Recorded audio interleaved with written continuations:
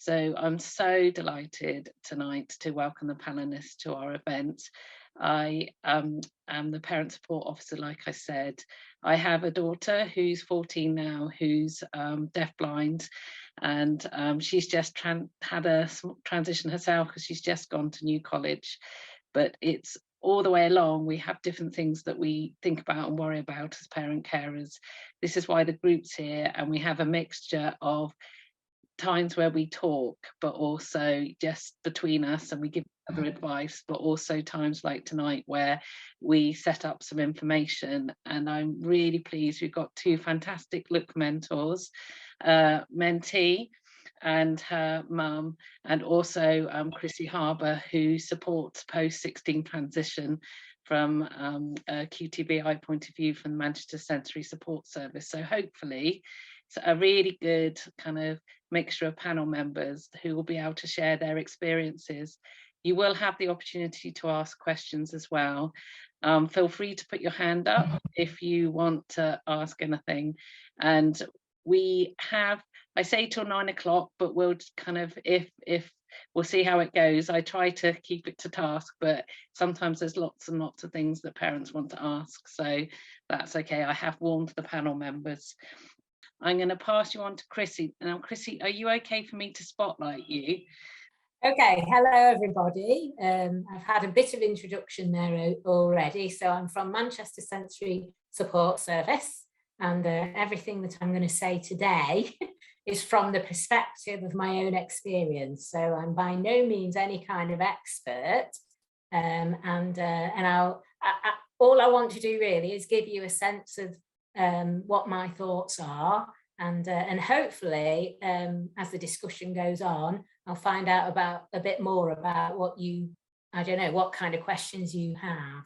So I think there's time for questions after my little presentation. So it's more of a dialogue than a lecture. Right, I'm going to try and share my very short PowerPoint. Right, so supporting young people on their journeys into post-16 education. It is a QTVI perspective, and my name is Chrissy Harbour. So my position, I'm a qualified teacher of the visually impaired. I have a lead position for post-16 and preparation for adulthood. And that just mostly means that I've been involved in setting up the provision for the service to go in and provide advice and support for students after they've left school, because only about we started doing this only about 4 years ago. So it's fairly new and we're still working out how to best do it. However, I do have a background in working in further education as a QTVI in the past. So I was quite keen to do this post because it brings together my experience of working with school-age children as well as young adults and adults in post-16 education.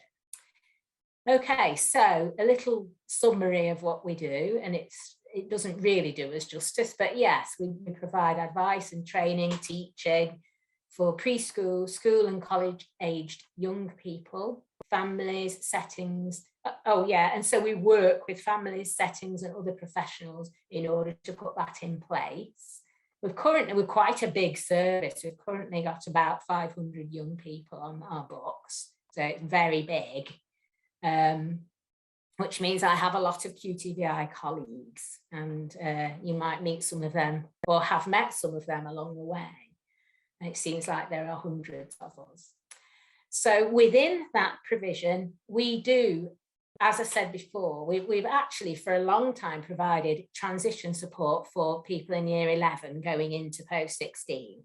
And that would normally involve any preparations, maybe starting perhaps in year 10, if the young, if that input needs to be around choosing the post-16 route, whether it's vocational or academic or work-based, and looking at courses and choices like staying local or going to residential college. All of those things actually need time and can't be done at the last minute, I would have said. But everyone's different, and we kind of operate, because we have so many young people, we operate a system of kind of, it's very bespoke. So at one end of the spectrum, a young person may not require any support from us.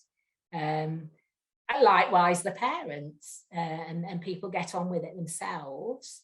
And at the other end of the spectrum, we might be involved in multiple meetings and visits and conversations. So that all happened before. And I'm sure anyone who's been through the process knows that what's really crucial is the communication of what the young person needs in the new setting. And it's quite a big piece of work working out what that is and how we're going to present it and who we're going to present it to and when we're going to present it, so that that transition can be effective.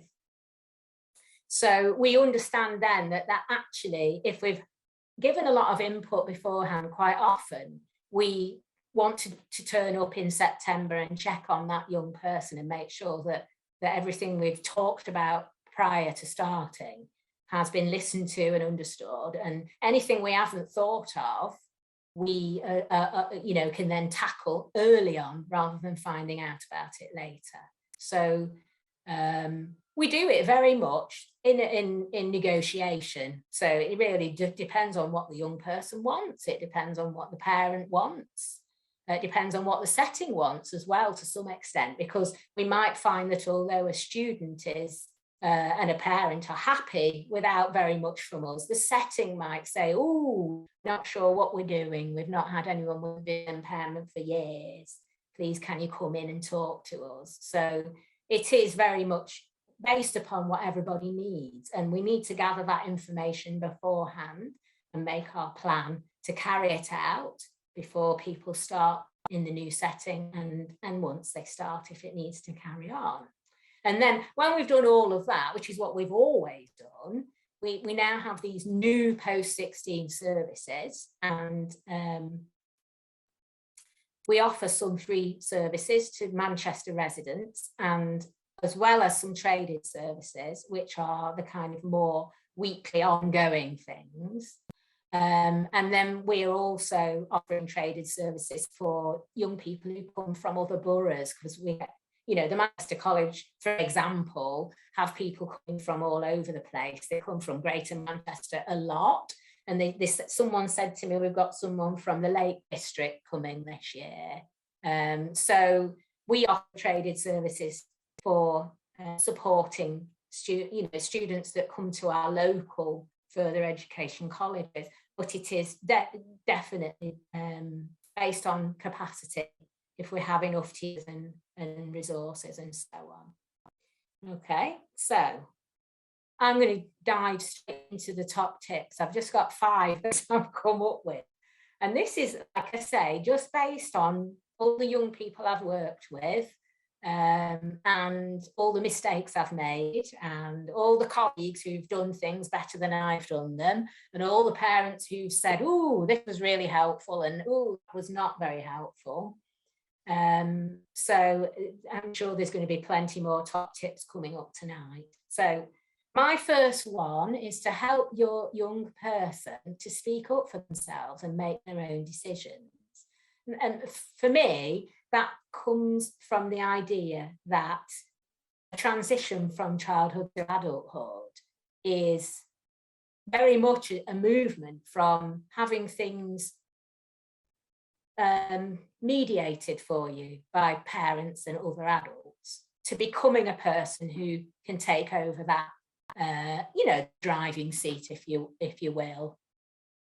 And to get from A to B, I think speaking up for yourself, understanding that you have a right to do that, understanding that it's helpful to do that, and understanding that eventually it'll be you that you rely upon rather than your adults. And therefore, it's never too early to start practicing. So I think that one's really important. And I think very closely linked to it is the idea that,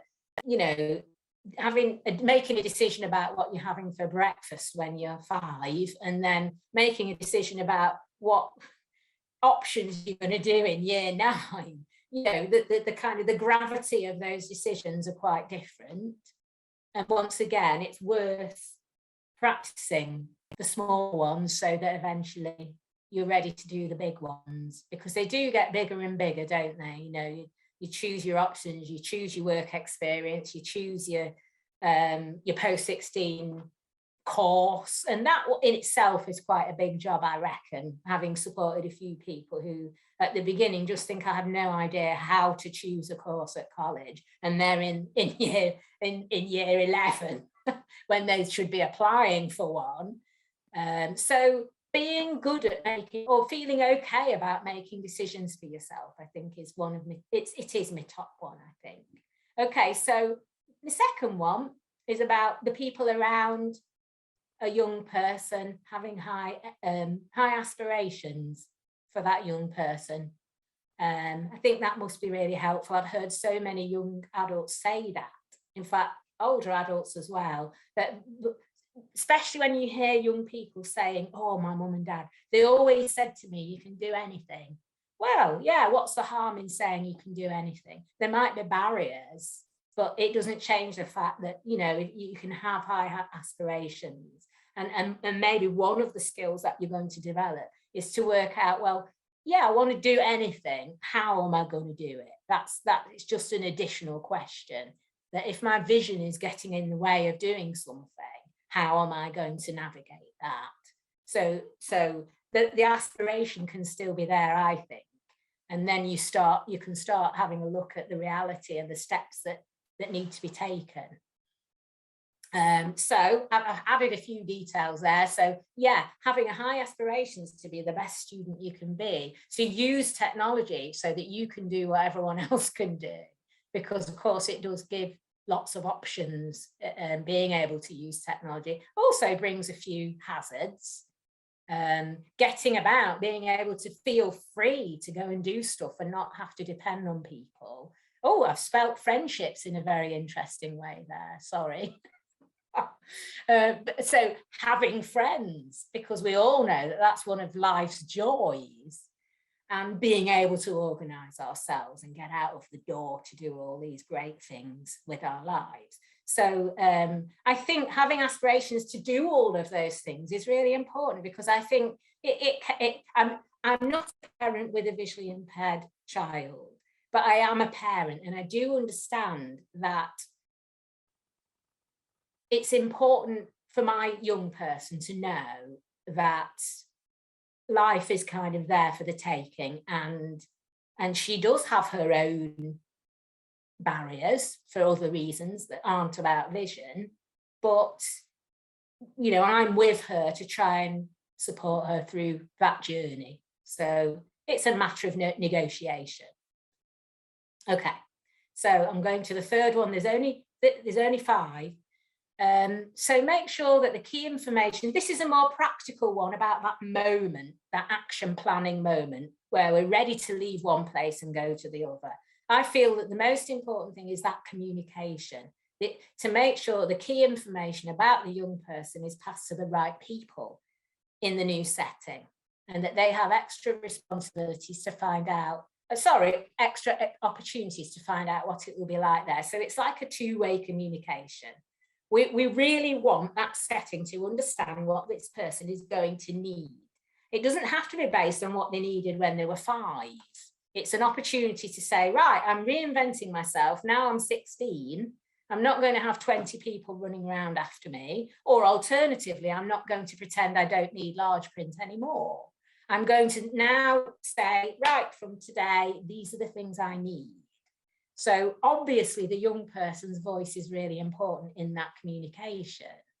The parent's voice is important in that communication also, of course, as someone who knows that young person really well, because we're having a break in staff. We've got school staff who we're leaving behind, college staff who we're getting to know. And that parent is obviously a really important bridge between those two adults. Hopefully, you know, the young person can speak up for themselves, because we've already said that, but they have this ally in the parent who can elaborate and support and back up and whatever else. So I, as a QTVI, might be asked to be part of that as well, that as well as the parent, the young person, could you please, Chrissy, go and explain what such and such is? I'm happy to do that too. So, you know, the key thing is that it's communicated across. And I say to my colleagues, because I think some people can be a little bit, oh, well, they had this at school, so they need it at college. I'm not quite into that. I like the idea that as a young person, you might be ready to make a new step. And therefore, it's a moment in time where you can say, well, I did have all of that at school, but I don't need it anymore. So I'm going to go this way now. I'm going to take control and be more independent or whatever. Okay, I mentioned there about extra opportunities, just as well as communicating, you want to know a load of stuff about college, don't you? You want to know whatever it is that you need to know, where it is, how you get there, what it's like there, what all the students think of it, what's the course like? You know, there's a load of information that you want. And so again, part of my job is to support parents and young people to have the conversations, because I go in both places. So actually it's useful that, you know, I made a few contacts. I can help to get people together and be able to ask questions and hand over information. Sometimes that's what we just call a transition visit. And we all go and we all talk and we come out and say, right, we all know what we're doing. Okay. The last two, I'm thinking from the point of view of a parent, a combination of being proactive and collaborative. I feel like that's what works really well for me when I'm working with parents, that it's really good to know when a parent feels confident to actually contact the college and say, look, hold on a minute, I don't know what's going on, you know, without me. So that's good. If you're clear as a parent that you've got the right to do that, which you do have, it's no different to school in that respect, then that's good. That keeps things moving. But I think also involving your young person in that collaboration that you might have with college, where, you know, and when I say a collaboration, because it's two-way, it's, look, you know, we've told you about our young person, actually this isn't going so well, they've come back from college and told me this, all that parenting stuff. I feel like, again, I work quite a lot in the Manchester College, and one of their strengths is that they are very welcoming. They're very welcoming to collaborate with parents and keep in touch and contact, you know, they're happy to have parents email in and feedback on how the first week went and various things. So I don't know whether that's the same everywhere, but I suspect that that's a very good way of working, and perhaps a lot of colleges would go that way. They have quite often a key worker approach. So then you've got one point of contact and you can talk about daily stuff if you need to. Okay, so there I'm trying to say that there's an evolution, isn't there? The first impressions, the first day, the first week, where people might feel panicky or really excited, which then, you know, if you turn up for enrolment and nothing's accessible, that's a first impression, isn't it? Whereas you turn up, you know, at induction and actually everything's been provided in the right format, that's also a fairly first impression. And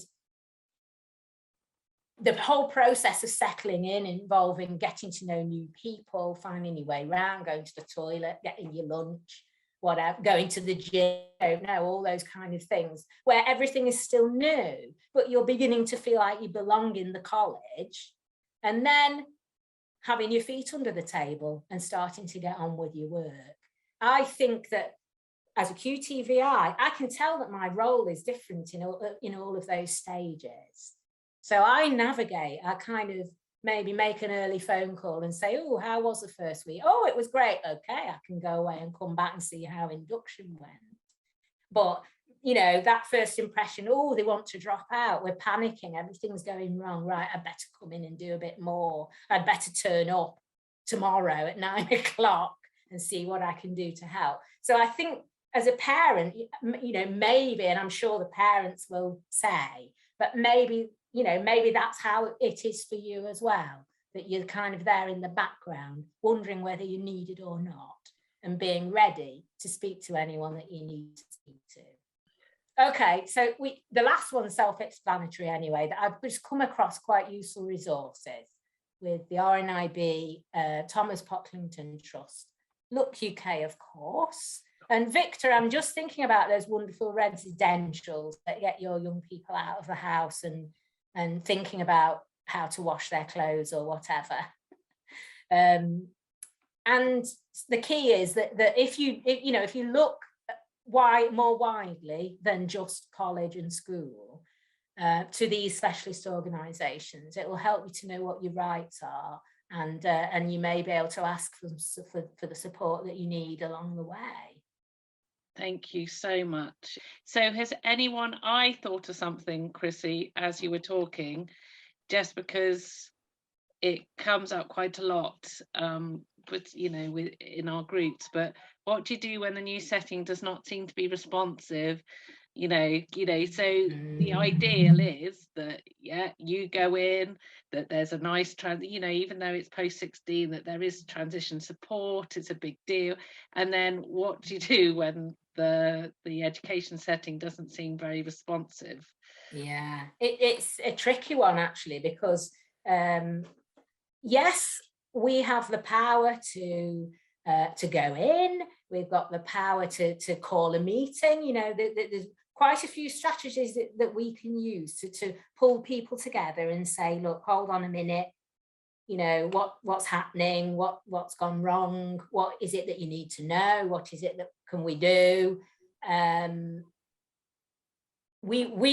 That's what we would be offering in our post 16, or even part of our transition input. However, our management are always saying to us, we're advisory, Yeah. So we can advise, and we can have, we can increase our presence and keep turning up and keep phoning up. But sometimes what we have to do is signpost parents to, we've got a local Send IASS, which was like they're the people who support parents with the HCP process.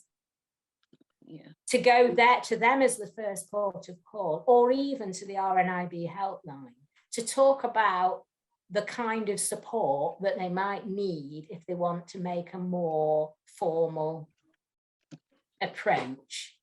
Because when everyone's done everything that they can do, you might need to be able to let the college know that actually we will do something about this. We will get some legal advice or whatever.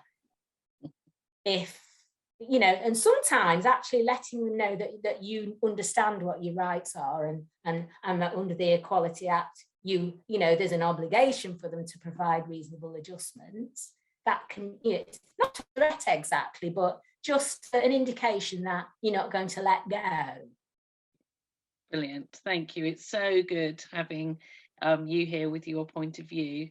So Chrissy's going to stay on the call till the end of it, but we're going to move on. Thank you so much, Chrissy, to the Renton family. So we have Lula, who's a mentee. Hello, Lula, and her mum Jane, who are going to talk about their experience of post-16 education. And I know it's really good. It's really positive. Lula's had a positive experience. So could you both talk a little bit about your eye conditions then, and then your experiences? That would be really brilliant, because parents are always interested in kind of, what condition you've got, what do you deal with day to day? My condition's called achromatopsia, and I've had it since birth. So I mean, Lil has it as well. Yeah, achromatopsia and nystagmus as well, both of us. Right, so it's like we're very sensitive to light, and also, just have worse like vision in general. In daylight. In daylight especially. So Oh, Lil's put a jazzy hat on. Oh, that's nice. So yeah, Lula's is 5%, isn't it? And it's more peripheral vision. And Yeah. Lily's is 10%. So how have each of you found going on to kind of post-16 education? Right. It was like marginally better like than school, but that's like a very low bar. Yeah. Yeah, it was like a big shift because like my GCSE experience was quite terrible. Same. Yeah, so my primary school experience was great in, you know, no issues there.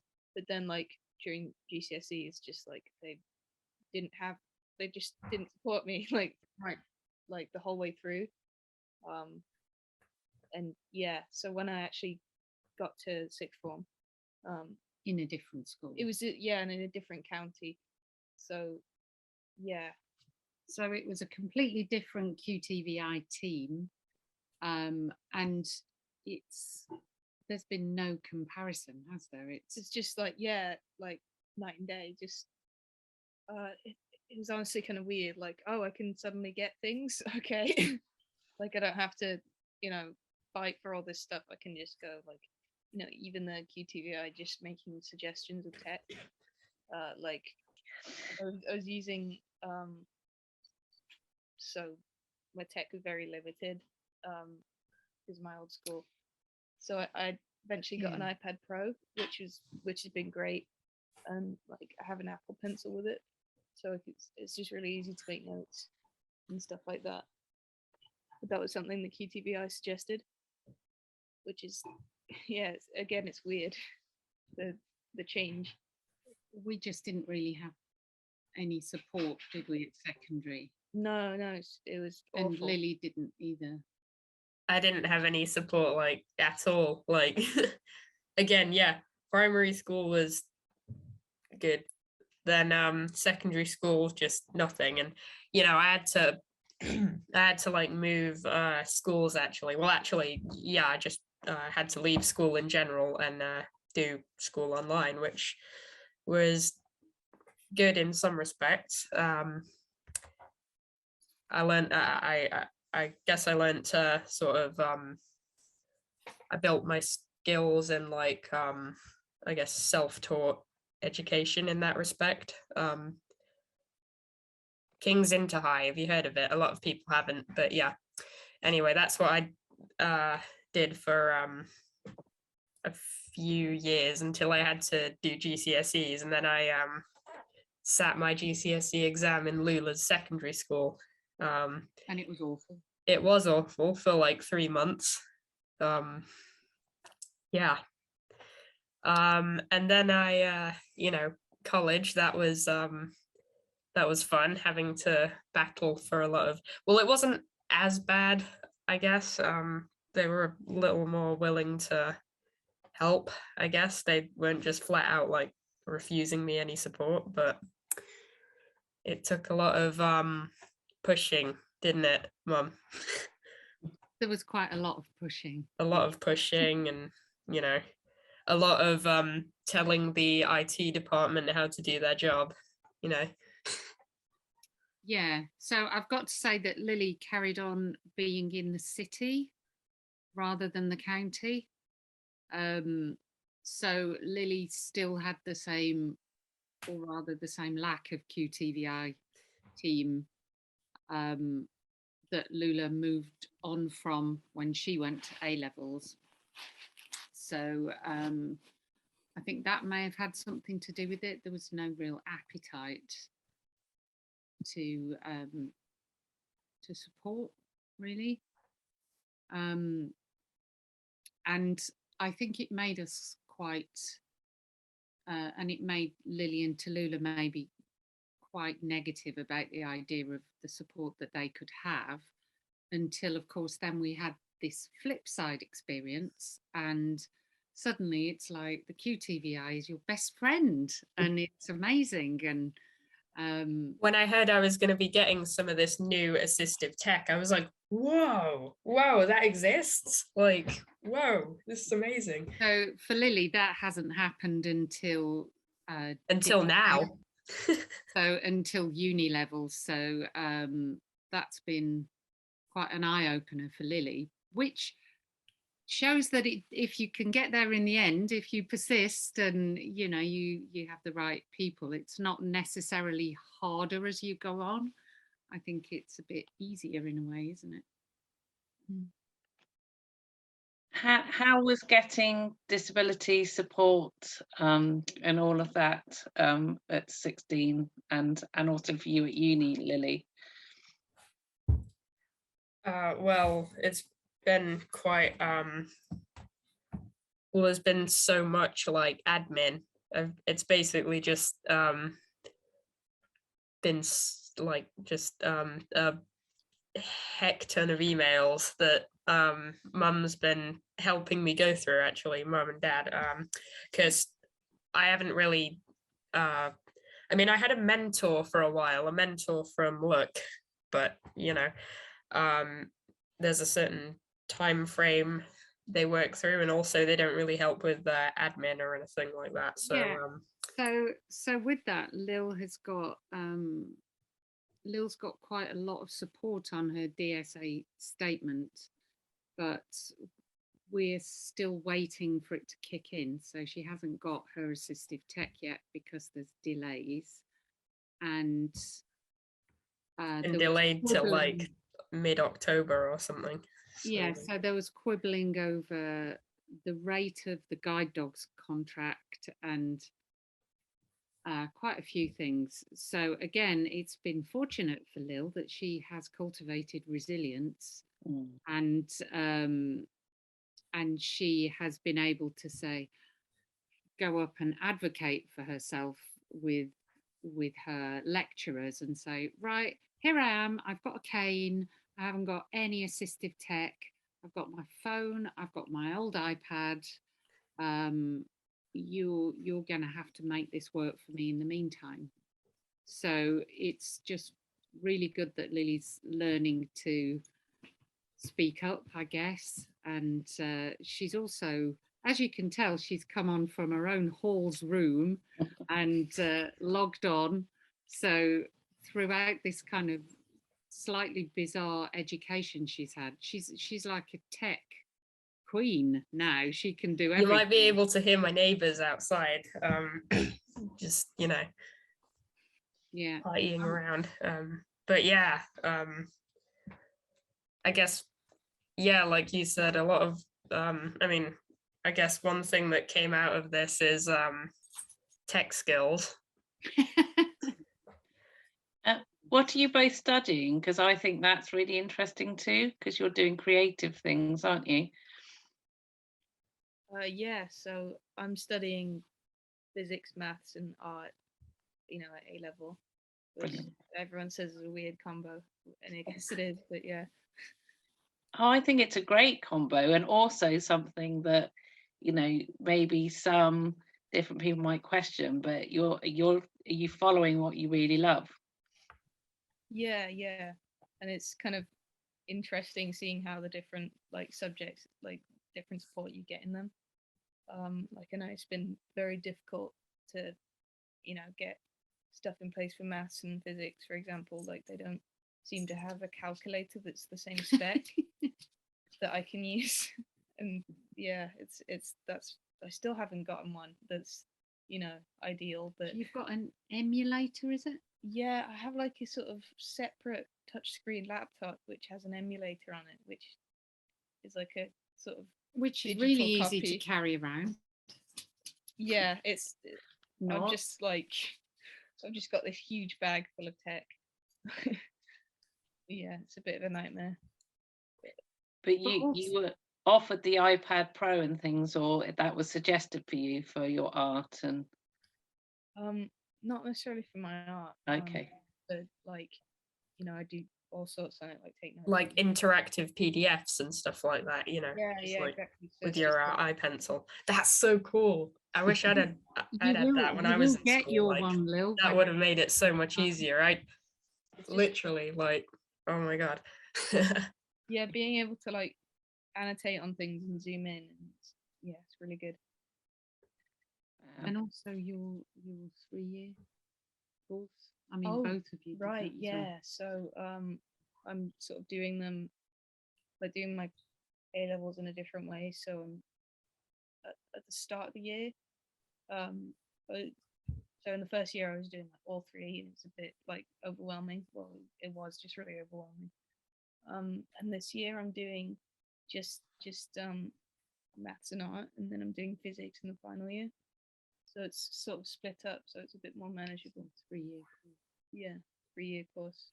And Lily did the same, didn't you, Lil? Yeah, I did an extra year at college. Yeah, I think it's important to know that It's the the time, grade, you know. yeah, your time frame, it's about what's right for you guys, isn't it? So Yeah, because everything takes just longer. So it's sort of making an allowance for that. there's a question. Was it easy to get the extra year? Do you know, we got that first with Lily, and we didn't know that that was an option until we had somebody support us, because Lily had a hard time in her college, because obviously they didn't really support her, because the QTVI team were really quite bad.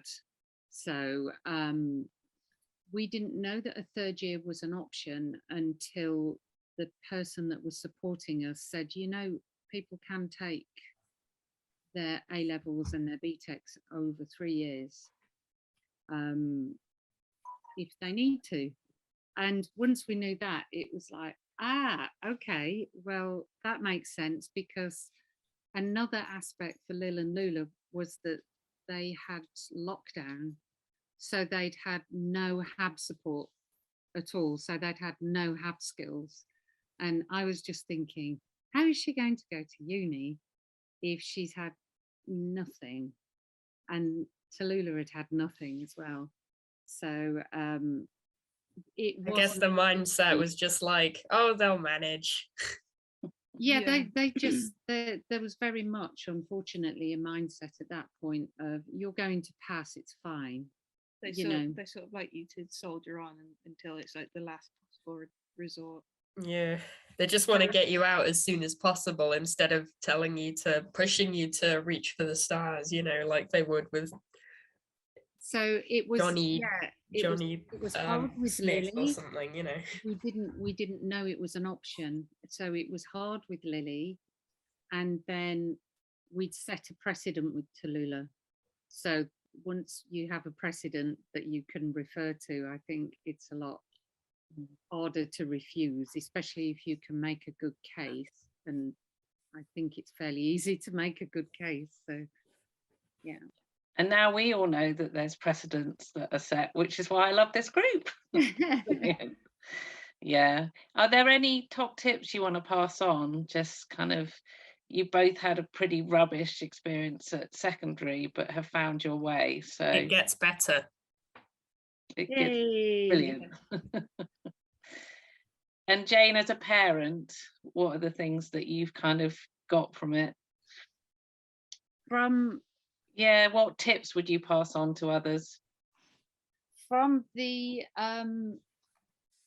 post-16 experience, I think get as informed as you can. So Thomas Pocklington Trust are really, really good. Ask guide dogs, because John at Guide Dogs is a kind of guru. So ask guide dogs and look, obviously having a mentor, I think, was really useful for both Lil and Lula.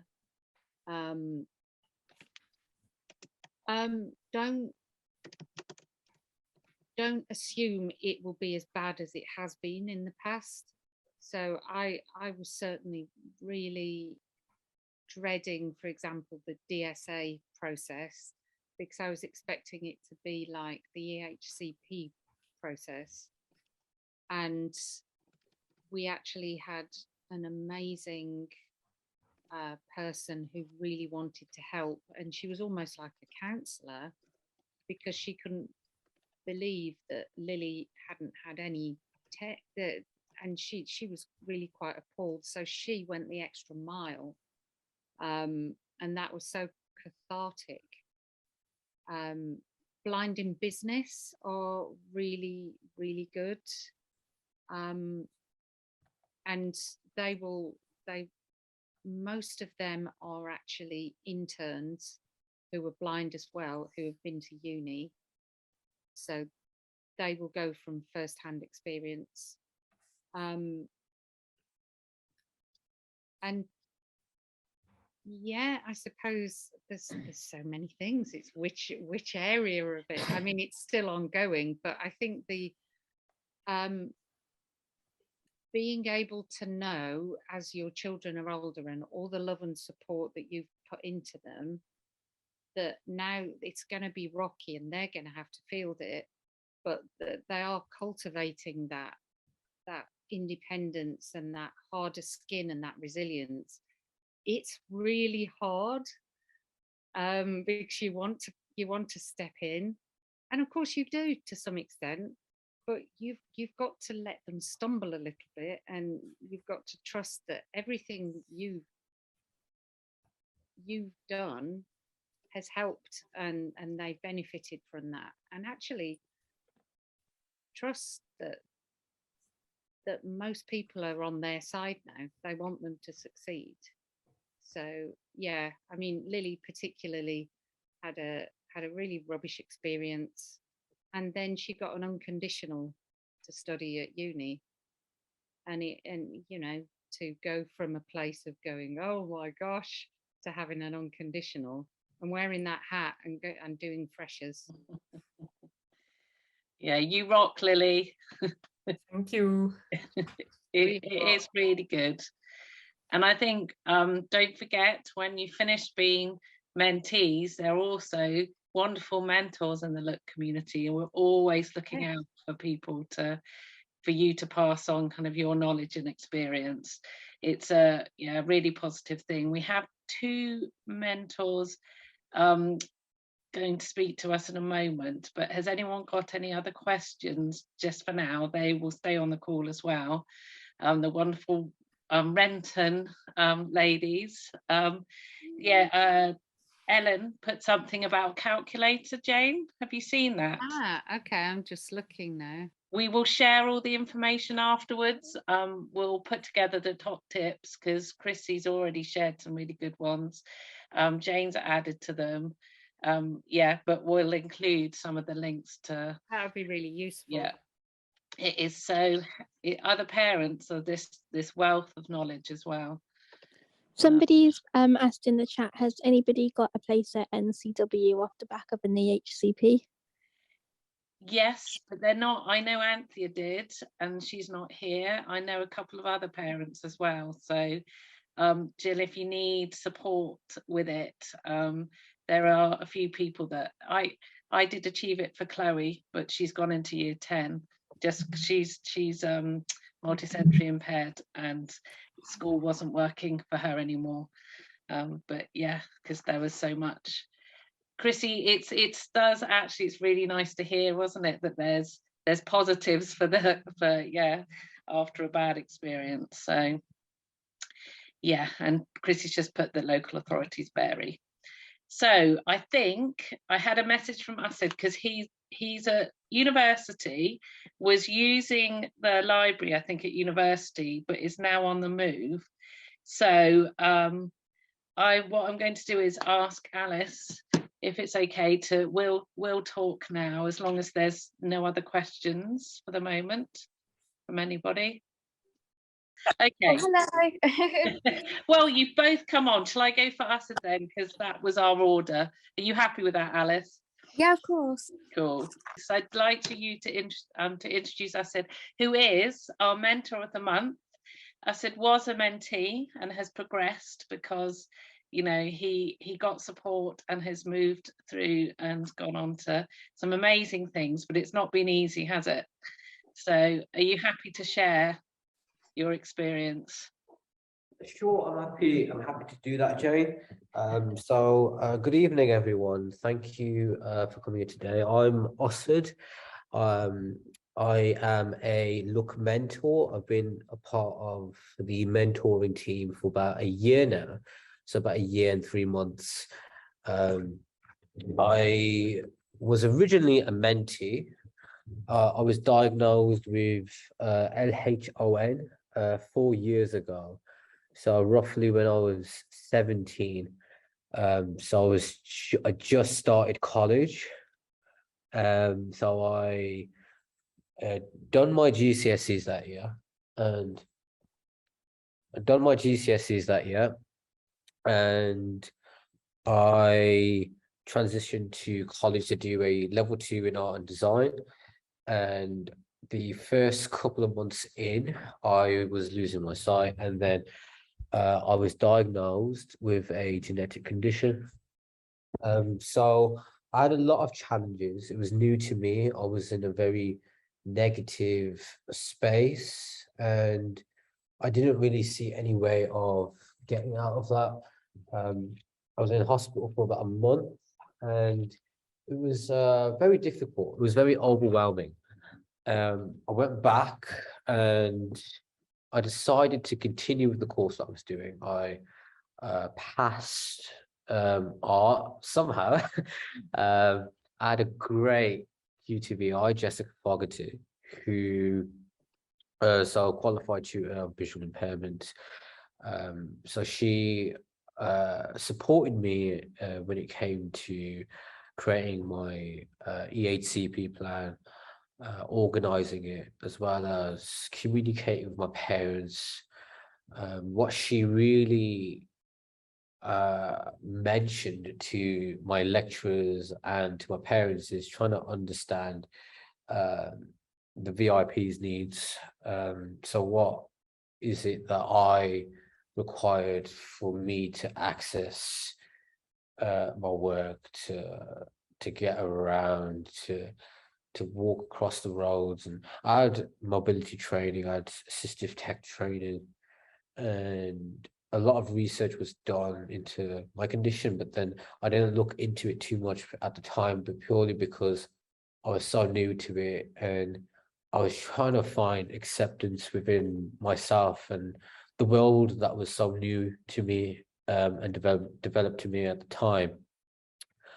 So once I passed art, I went on to do level 3 in film and media, and I did that for a year because my lecturer wasn't the most supportive. Some things were said, words were exchanged, and there wasn't any support or understanding coming from my lecturer. And it was a very tough position for me to be in as a student who is very creative, trying to find my sense of passion for filmmaking and for creativity. And I could not get any success with my lecturer. There was always this one-sidedness, this clash between who I am and like what I'm doing and what I'm striving to be.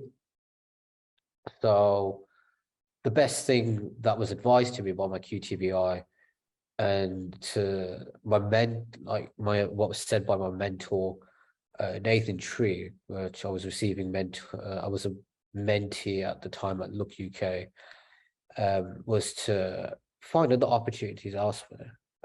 So I got my qualifications, I got a merit, and I decided to look at other education. So I looked at university, and I found a course in a professional creative practice, and that really excelled me to build on my creative skills. But then it's not just about continuing on a medium or path that other people have created or have done, but to adapt to something and create something that is new to you, to yourself. So not following a more traditional style of creating work, but then find your own process of making work. And that's what I've been doing. I remember that, I think it was last year, so now about 2 years ago, in I think it was 2021, well 2020, that I decided that I gained a lot from my mentoring at Look, and I wanted to contribute to the VI community, because I didn't want any young person to really like go through the same emotions I felt, and I wanted to support the community as well as be a voice for change. And so I decided to become a mentor myself. That part of it was me. I was inspired by Nathan Tree, who's another mentor at Look, and I did the mentor training for about a month in February, and I became a mentor in March, and I had my first mentee. And now it's like, looking back now, from then to now, this past year, I'm in my final year at university, and I have 3 brilliant mentees who are in education, making the transition to college, university, and I'm in my final year at university. So it's been a hectic journey, and I studied CAS, yeah, my level 2, well, not level 2, level 5, in a university course. Last year I studied a level 2 and a level 3 in counselling, because I found that I had such a great mentors in that have supported me throughout my visual, my diagnosis and my journey. I wanted to contribute that back, and so I took on counselling skills as part-time throughout my week to study it. And probably once I finish this course, I am going to become a part-time counsellor, like get my counselling qualifications, and also get my teacher's qualification, so I could become a QTVI and provide that support to visually impaired students and the young people, just like my QTVI did as well to me all them years ago, about 4 years ago. But yeah. You have done a lot in 4 years, Asad. It's amazing. Has anyone got any questions? There you go. What helped you with acceptance? My child has been blind from birth and she's still really struggling with acceptance of not being able to see. She just constantly says, I wish I could see, and no one understands what it's like for me. What was okay, so I got, okay, that's, well, everyone sees differently, because when I remember when I was diagnosed, when I first used my cane, people, it was their immediate reaction to me was just like, oh, you're blind, you can't see it. And I was like, my response to them was like, no, I can see it, it's just that I just see in a different way. And to me, it's finding a sense of, drive, sense of purpose. How can I communicate myself? How can I use this to channel the energy and show people that what I can do with it as well. I think that's what the creative medium does. Me in filmmaking, I use the lens as a camera of manipulating the focal point and the vision of how everyone sees, and I play that back to them, and they see a world in a different way. And that's why I love filmmaking. And I found something that I have a real keen interest in, and I think finding that interest, finding that passion, that love, for something, it makes you feel comfortable and accepting of what you're doing in that present moment with your vision and your sight. But it's a matter of exploring. Don't be afraid to explore the unknown. I think for me at the time, I was very afraid of exploring the unknown. But then what I did is that I just took a leap of faith. I took a leap of faith with my QTVI and with the support network that I had, because they were really great, and I decided to just leap on forward to do something that was scary for me, but to achieve something that I knew that would help me in the long run. So it's about taking a leap of faith. Thank you. I said it's hard. I think a lot of us worry about our children's friendships and connections, and there was a question about that. I don't know how easy have you found friendship through your creative kind of group then? I have, yes. I've found out that creating things in working in a creative medium and a creative environment, it allows me to connect with a network of people.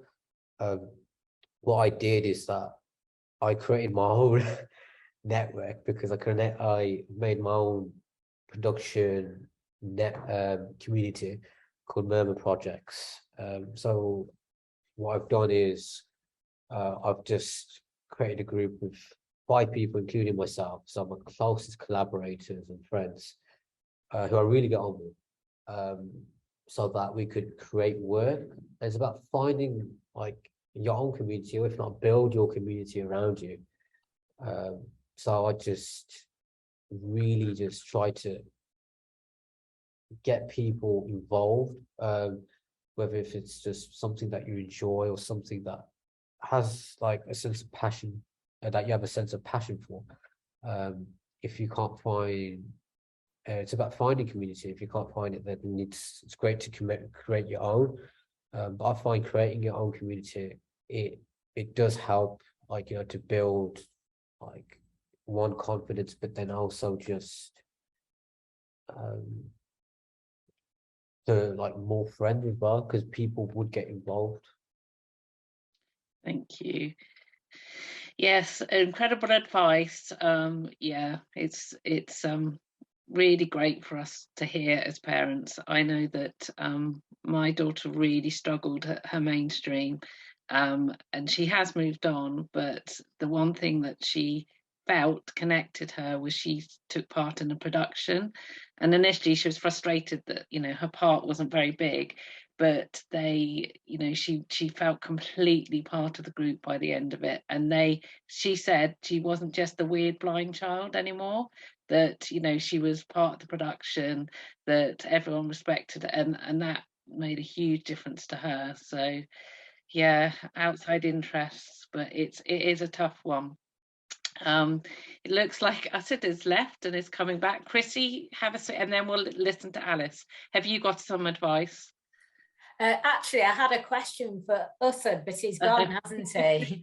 He will be coming back. Well, yeah. I wonder, there might be other people in the room who could answer the question. My question was going to be, because in Manchester we're trying to build a community for young adults, older teenagers and young adults with visual impairments,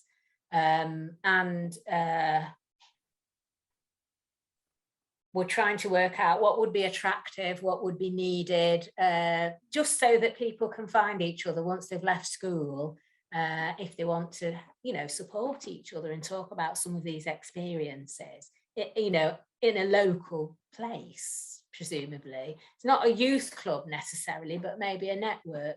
And I wondered whether anyone has got any advice for me about what would make that attractive, what might make it work. Has anyone got anything like that where they are? So just throw it out there, but you can move on if you want to. I can see your hand, Stacey. Yeah, I've not got advice, but it did make me feel quite excited to think that, because we used to live in Manchester, but we live like just north of Manchester now.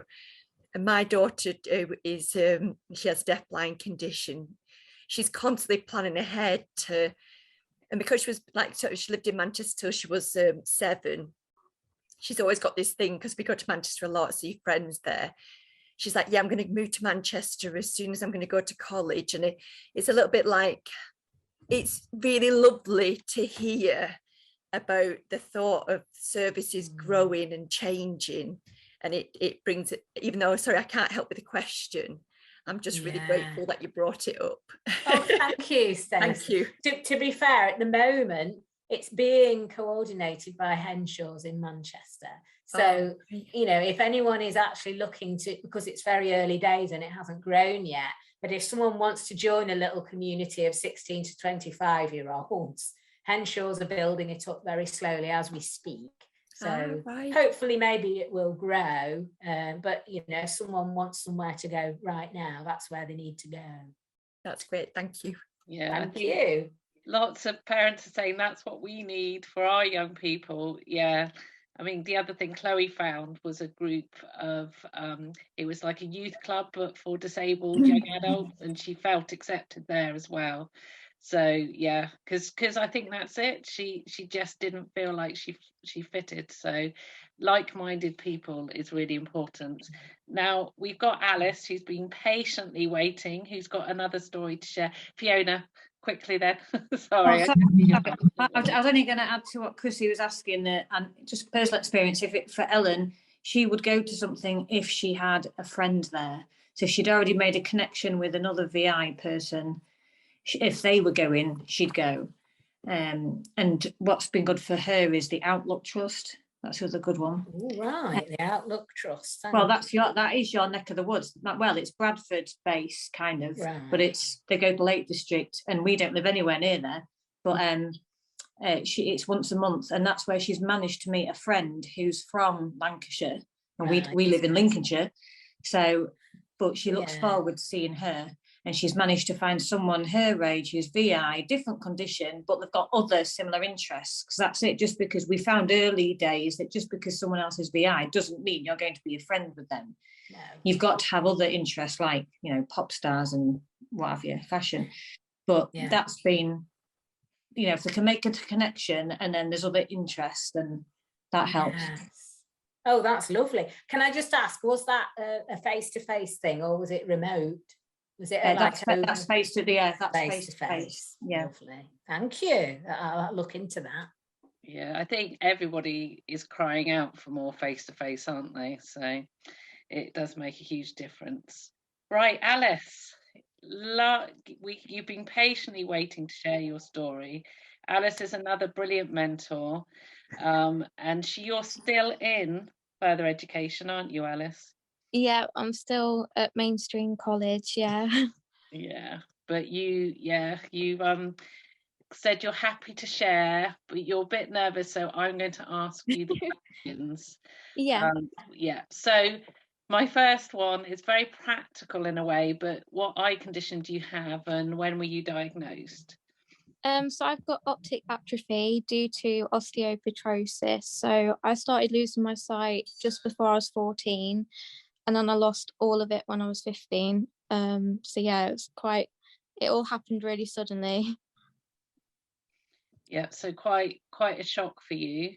So did you receive support when it happened? Kind of the usual things that kind of, sometimes people get it, but kind of personal assistant, teaching assistants, IT, some of the things that people have talked about today. Did you get support in that? So at school, they were really not very supportive at all. So I actually was out of education from when I was about 14, 15 till 18 till going to college. So in a way, I didn't even have a proper transition. So it was quite a bit of a shock. And yeah, my secondary school just had no idea what to do. They had no other visually impaired students there.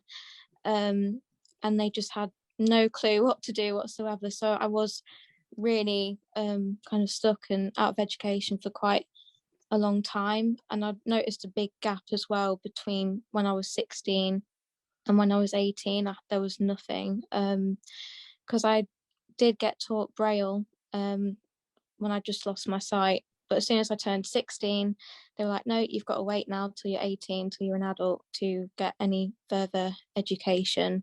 And I was poorly in between that time as well, so I couldn't attend college at that time.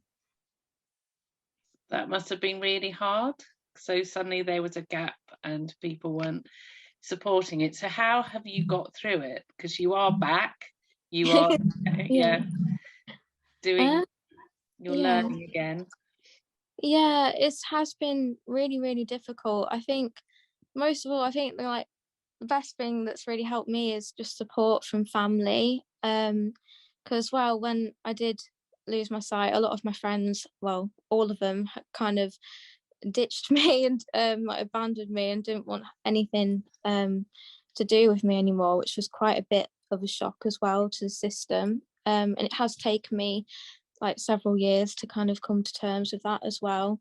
But like when I started college, I did meet a few others. So it is a mainstream college, but there is a few other visually impaired students as well. So that was quite nice to meet other people like in similar circumstances. And there's a teacher as well who's visually impaired. So she taught me a lot with IT and Braille and other things like that. So that was a big eye opener. And yeah, I think as well, in that time, that big gap, like my family and all of us had no support whatsoever. So at that point, I didn't know about Look UK. I didn't know about Thomas Pocklington Trust or like the RNIB, how they support with education as well. And I think that would have been really helpful to know at the time. So I'm really glad that I know about all of those services now. And everyone from those services have been really helpful as well. But it has been difficult. But I think the biggest thing that helped as well was going on social media and kind of reaching out through there and finding out different organisations, because when I started college as well, I had no help with tech. So I had to get a laptop through a grant through Victor UK, and I had to get my Braille Note Touch through a grant through Guide Dogs as well, because even though I had an EHCP, they would not help with my technology, and that was quite difficult as well. So it was constant fighting, but we did get there in the end. That is, that is quite so education related, but the local authority wasn't prepared to fund it. Yeah, exactly. I mean, it's only until I started my A levels, they actually helped with. I did A level maths. I'm doing A level psychology and counselling skills. They only kind of helped then. I had to really fight and chase them up, and then that's when they actually gave me a calculator, a dictaphone for recording lessons, so I could take notes easier. But it did take a lot of fighting, a lot of hard work, but they actually did fund all the assistive technology in the end. Good. You I think we realise that resilience is one of the kind of almost the effect, isn't it, of kind of going through this. Yeah. You told me that that you were told that you wouldn't get A levels as well when we were chatting, which is quite shocking. Yeah, so my whole time at college, I had to even fight to do A levels, because they said to me, oh, we've not had a visually impaired student do A levels before. And I was really shocked at that point, because I thought, well, it doesn't matter if you haven't, there's always like time for a first, and why not accept that and let me try at least. So they even put me down before I even started or tried, which was quite frustrating. But yeah, through my A level maths, I found the support really difficult as well, because they wouldn't give me things in Braille, which I'd asked for. And literally my mum and I had to learn how to do everything ourselves. My mum had to spend hours helping me read through textbooks and help me revise. And in the end, I got a maths tutor as well, who was actually really good and adapted really quickly to my vision impairment as well. So yeah, that was positive. But they didn't want me to do A levels, but I proved them wrong and I passed my A-level maths. So I'm doing A-level psychology as well at the same time. So yeah, I think it's kind of just being determined and not ever giving up, even if teachers and anyone at the college or school kind of puts you down or says you can't do something. You just got to keep fighting for it and prove them wrong. But obviously you don't want to take too much on as well. And burn yourself out. But I think it's just finding what support is out there as well. Yeah, that's what Chrissy's just said in the chat, actually, that yeah, there can be gaps and it can be clunky, but finding the VI charities. But I just, hats off to you, Alice, because you have survived and you're thriving and you're proving everybody wrong. yeah. And you come to talk to parents, which really helps us kind of know what is possible as well. So do you know where you'd like to go next with this psychology A-level and your maths and counselling? To be honest, I've never really been sure what exactly I want to do, 'cause I like so many different things. I like music as well, and maths and psychology, and they're all very different things. But at the moment, I am looking more into psychology and counselling, because I really enjoy that and talking to other people and helping others. And that's what's helped with the mentor platform as well. I've really enjoyed that, and that's kind of inspired me to help other young visually impaired people. And yeah, just to let them know as well that they're not on their own and there is support out there. I think that's really important. I think a lot of people do feel quite lost and isolated and forgotten in the system, but it's just knowing that you can do anything if you put your mind to it. Yeah, no, definitely. That's why it's lovely to have Chrissy, who's out there. But you're flying the flag, aren't you, for the post-16 in Manchester? But you guys talking to mentees and telling them what's possible is amazing too. Has anyone got any questions for Alice or Asad? You can write in the text, but Alice, I don't know if you've seen, Debbie's just said you have an incredible story, Alice. Thanks for sharing it. Oh, thank you. Honestly, it is a few people have said it's really inspiring. Oh, thank you. We have 10 minutes. I'm really, really pleased that we have got some time for questions, so please don't be shy. Anyone wants to ask Asad, who is back, to Temporary, or Alice, or the amazing Renton family. I was just going to add a comment. Yeah, it was really lovely listening to both the young people. They're amazing, and ours is the same eye condition as Usad, so it'd be nice to make a connection with him.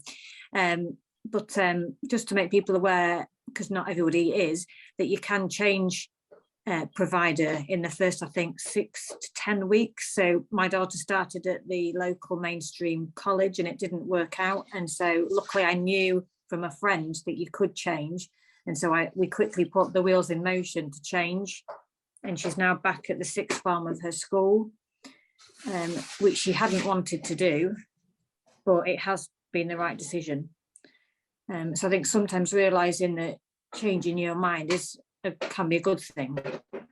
I think we all think there's a one way to do it. And actually, both Lily, Lula, Asad and Alice have just kind of explained their stories, and they've all done things differently. Yeah. Any other thoughts, Chrissy?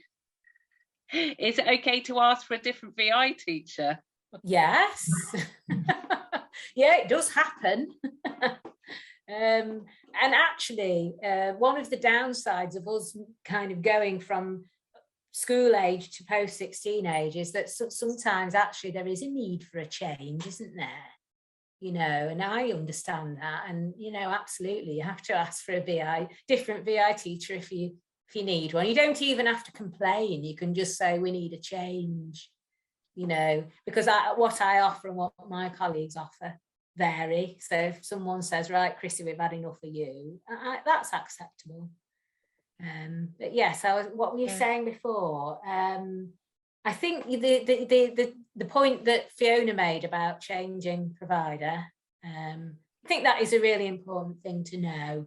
And it's really important to remember that we don't have to get everything right just because we've just left school and we've been building up towards making all these big decisions. We don't have to get them right the first time, absolutely.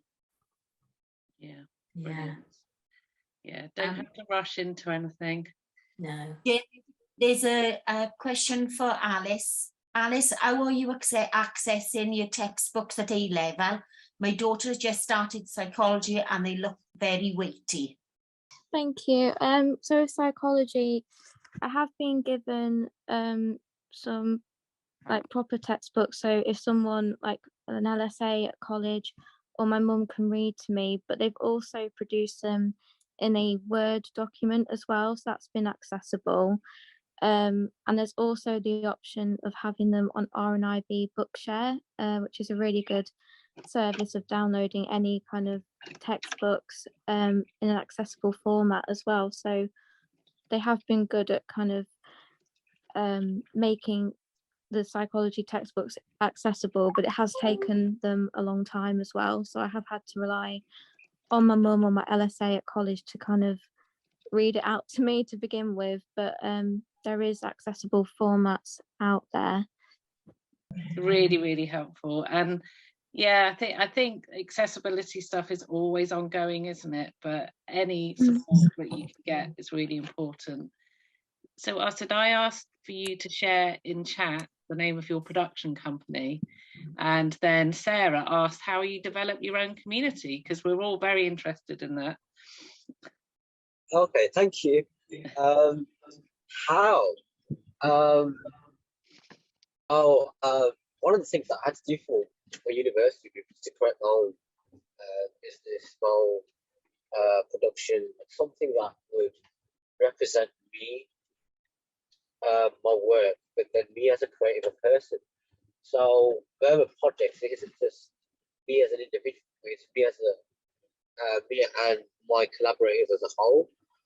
And I created it from actually my own personal experience. So not just, it wasn't my visual impairment for this one that I used, but part of it for the design. But I used the name just from like my heart condition. I'm a heart condition, so murmur being like the sound from the sound that makes from like machine that is used to scan my heart. So it's called a murmur. And then projects just came because all the film projects that I make, so film projects. So I decided to call them projects. So instead of studios or productions, I called them murmur projects. And getting people more, wow, because we live in such a visual world, I printed the icon of the M, which I'll probably post in the chat. I created the icon of the M, and then I took the M, put them on stickers, and printed them off on stickers, and then I stuck the stickers with a couple of friends and collaborators just all over Solihull and Birmingham. And I think that's one way of spreading the word of Murmur Projects. But also I just told people about it. I've told some friends that I've been really close with in secondary school and in college. I held on to these people, but then I also told them to spread the word to their friends as well. And that's just one way of just making a group and a community. Thank you. You're going in and out slightly, but what would be really good is if, share, we're in touch obviously, so share anything you can. And when I create my document, I'm going to share it to this wonderful audience, and then also anyone that comes onto our website later, they can find out about you, because I think it's such a powerful story. Thank you. Thank you so much. Alice as well, I think you'll have a huge future in whatever you do, whether it's counselling and I know as parents we do worry about kind of our children's mental health and how to find the right professional. So yeah, there might be lots of people banging down your door later on, but yeah, really great, thank you. So has anyone got any last thoughts? I just want to let you all know, if you're new, we have a WhatsApp group that I'll send the details to if you want to join. But also I've been thinking about creating a WhatsApp for the post-16 community, because I know sometimes it's such a particular area. So when I send the information on and ask you about, you can join both, that's absolutely fine, because sometimes it's helpful to pass on the things that you've learned to the parents in our group who've got 4-year-olds. But yeah, I think it would be a nice next step for this. Jane, Lily, Lula, thank you so much for your brilliant input as well. Yeah, so it's been really helpful. I think just knowing as well that people can do A-levels over 3 years is just, yeah, eye-opening. Chrissy, thank you. It's been great. I really love having professionals, and it's always good for parents to have that knowledge that there are people that want to work with us and our children really effectively. So yeah, thank you for joining us. And for anyone new, this is a lovely community, so please stay in touch as well.